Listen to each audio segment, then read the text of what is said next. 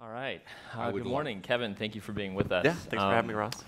Kevin invented the Moment app, which will tell you how bad your smartphone usage is or how much you use your smartphone and on what apps.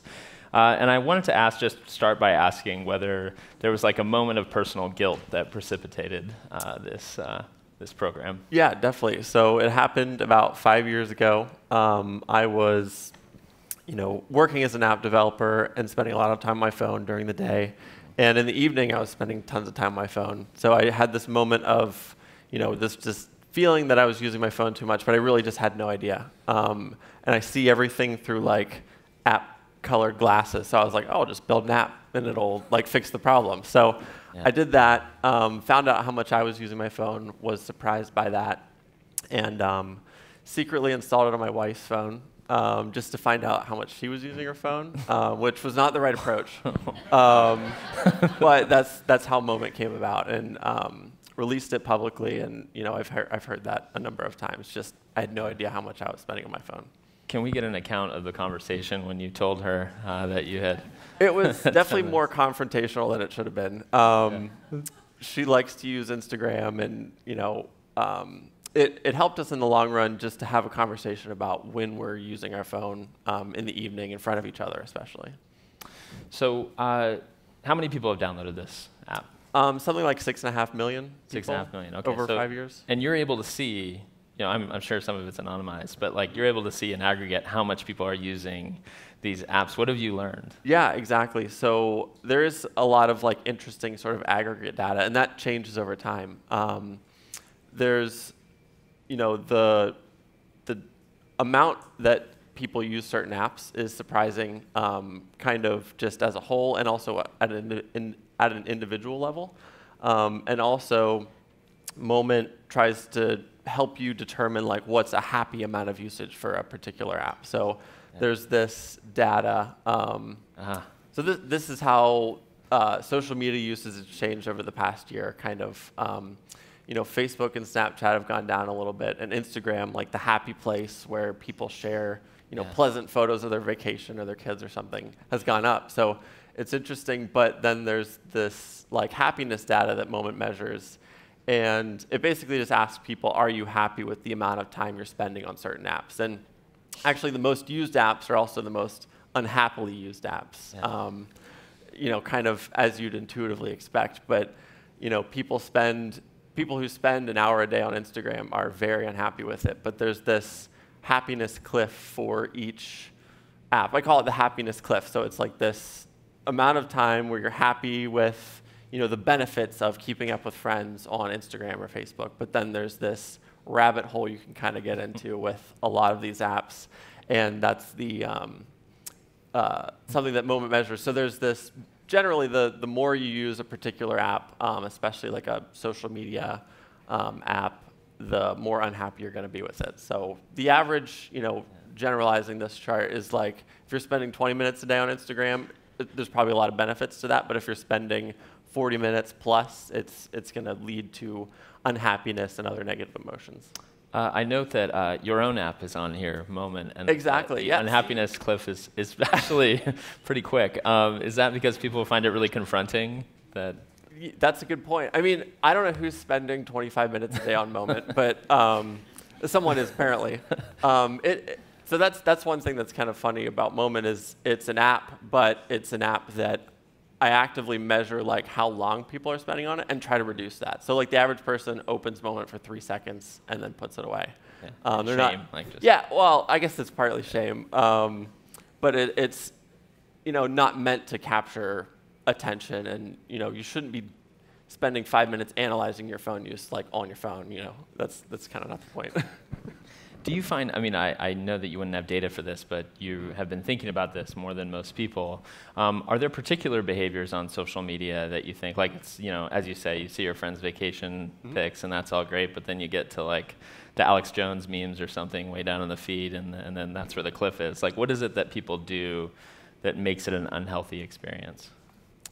I think you kind of summed it up well. It's, there's a lot of benefits to social media and just like, an internet-connected smartphone in general. You can keep in communication with your closest family and friends very easily, and in a way that kind of scales. But beyond that, if you start wading into, people who are wrong on the internet, you can almost make yourself unhappy on purpose. Like, you kind of know you're going to be outraged if you're looking at the latest news headlines or whatever. And I think people just tend to fall into that a little bit versus feeling another emotion like boredom, which is something people probably don't feel a whole lot now. Yeah.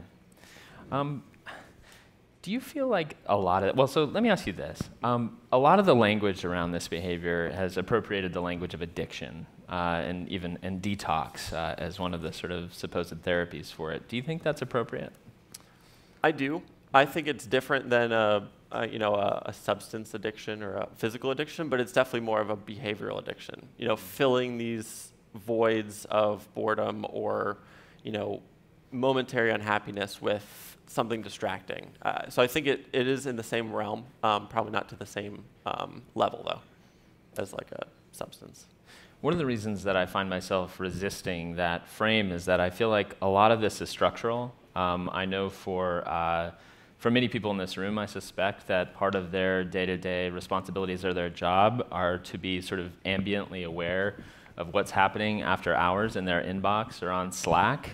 And that's the framing of addiction suggests that it's like this individual struggle, that we're, the smartphone, when really it might be just that our economy or our political structures are set up in such a way that this is now that larger forces than us will prevail upon us to kind of be looking at our phones at all moments.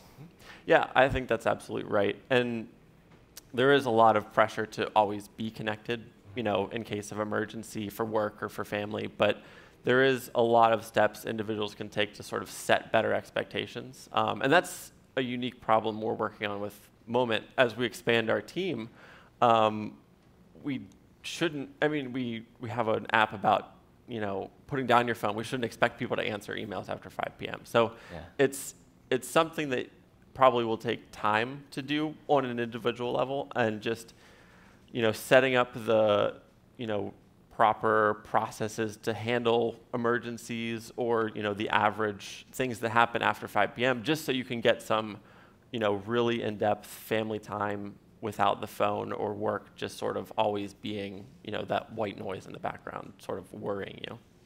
Do you see that there like the beginnings of a cultural movement along those lines, even within particular industries? Like, I know my brother-in-law did a postdoc in Sweden where the norms around phone usage or just availability after hours are very, very different. He's an academic, so that might be particular to that field. But, he was explaining to me that it would just be considered shockingly rude to contact a colleague at 6:30 p.m. knowing when they were with their family, and like the lab better be on fire or something like that. Is that do you see that popping up anywhere in the States, or is that ship just sailed? I see it popping up in some smaller organizations, but it's definitely not the norm. But that's kind of how it should be. That sort of interruption of family time should be saved for like absolute emergencies, not like average stuff that can wait until 9 a.m.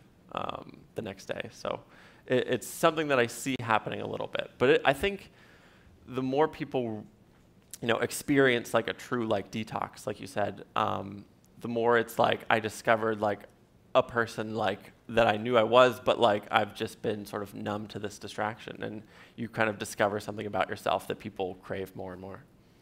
If you're with your partner or your kids, I can understand this being kind of a toxic behavior, but there are times sometimes I wonder if there's almost a bias against digital human interactions. Like, I've found myself thinking that, well, actually, the things that are happening on my phone are more interesting than the things that are happening in whatever room that I'm in, and maybe some of you are feeling that way right now. But I wonder. Do we automatically sort of stigmatize and downgrade? If I'm texting with my friends, is that automatically degraded rather than having an in-person, face-to-face conversation? I don't think texting and other sort of digital communication should totally replace. Nothing can replace like sitting around and talking face-to-face. Whoever the group of friends or family is, it shouldn't replace. Say more about that. Why? Yeah, it should. I don't even know the science behind it, but it's just there's something about focusing on a conversation and getting a little deeper than you'd probably get over texting. So texting's great for like logistical things or short communication, but you're probably not having super deep conversations through texting or email or something. Whereas that's where you're getting into at a dinner party, that kind of thing. So it shouldn't replace, digital stuff shouldn't replace face-to-face, but it can help augment it and keep these communication channels open throughout the day when normally you probably wouldn't see a person every hour, but you can still text your partner or your wife or anything, something. Are there historical analogs to this? Like, was there a similar kind of, did we lose generations when like the landline telephone came or when television came, or is this new territory? I think the scale and sort of depth of this technology is newer, but I'm sure like newspapers and even books, I guess, when they came out, they were probably distracting. Like, you're in a book, you're not in the world. So I think there's to a certain extent, it has been like a progressive thing. So books, newspapers, radio, TV, all this media is getting more and more distracting and alluring and enticing. And I think it's only going to continue that way. Like, smartphones are super addictive or whatever you want to call it, but it's basically just a hunk of glass that you hold in your hand. Like, who knows what's next? So yeah. I think it's been sort of a progressive thing. How about generationally? Do baby boomers versus sort of Generation Z, like what's the spread in terms of how well are different generations handling this? Or can you even generalize at that level? Definitely generalize. So that's been kind of the most one of the most surprising things, just working on Moment and seeing the kind of data from customers. The younger a person is, the more they tend to use their phone, which is what you'd expect. But the younger a person is, the more apt they are to change their behavior as well, which is sort of what I didn't expect at all. So Generation Z, people that are teenagers or in their early 20s now, they use their phone for about 4.5 hours a day, according to like Moment's sort of aggregate data. But they also drop about 20% of their phone usage after 2 weeks or a month of using Moment, and just basically seeing how much they're using their phone and seeing how much their friends are using their phone. So that's a similar story for like baby boomers, people that are 50 plus. They use their phone for about 3.5 hours a day, but then they only lower their phone use about 12%. So they're changing less. So they seem less flexible when it comes to this technology. And I don't know what the cause of that is, but it's probably, we've all been dealing with smartphones for 10 or 11 years. Younger people are probably, more apt to change and have the, you can't, like old dog, new trick kind of thing. They're more apt to change. Huh. I know as part of Moment, you have been running these kind of boot camps to help people detox over, I think, a few weeks. What sort of techniques do you deploy? Yeah, exactly. So that's been the most successful feature inside of Moment at helping people reduce their phone usage is this coach feature we have. And one of the courses is a 2-week phone boot camp where it's just every day you get a fairly simple exercise to do that just makes you question some of your phone habits, some of your probably more negative phone habits. And the two most successful days that help save people like an hour of screen time a day, so they kind of get back an hour of their day, is not sleeping with your phone. So not sleeping with your phone right next to you. So it's not the last thing you see before you go to bed, and it's not the first thing you see in the morning. And then also not using your phone in the bathroom. That apparently makes a huge difference. Yeah. Do you recommend that they just sort of sit in silence, or what's? Is that? It's a good opportunity to meditate or something, I guess. I don't know. I'm not perfect at it, but yeah. Are there other kind of low-hanging behaviors? Like when you see, you've got a new pair of goggles on the world with all this data, and when you walk around a city or you're in a coffee shop, are there things that you see people doing that you're not outraged by, but you're like, come on? A lot of it is just using your phone or prioritizing your phone instead of the people around you. Even if they're, not the most interesting people, like you mentioned, like, it's almost rude.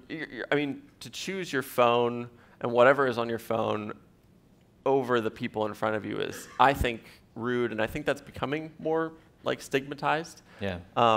Or it's at least something that you should talk about up front. It's not something everyone should just sort of fall into after like a 5-second lull in the conversation. It should be something that, you know, you say to your family, like, hey, everyone just go on their phones for 15 minutes to, you know, check work email or who knows, whatever they want to do.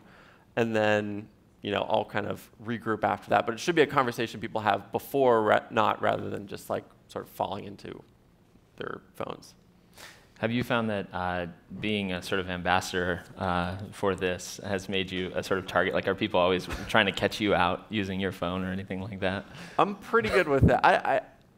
I don't think, my wife does a little bit, but justifiably. But it's definitely helped motivate me a little bit. But it's also, you know, I'm totally not perfect with this stuff. I've been working on Moment for 5 years, thinking about it before that, and it's still something that, you know, I fall into the rabbit holes of social media too often than I like to admit. So it's something that like everyone deals with, even if they're, you know, working on it as their, you know, day job. Yeah. Kevin, thanks for being with us. Thanks, Ross. Great.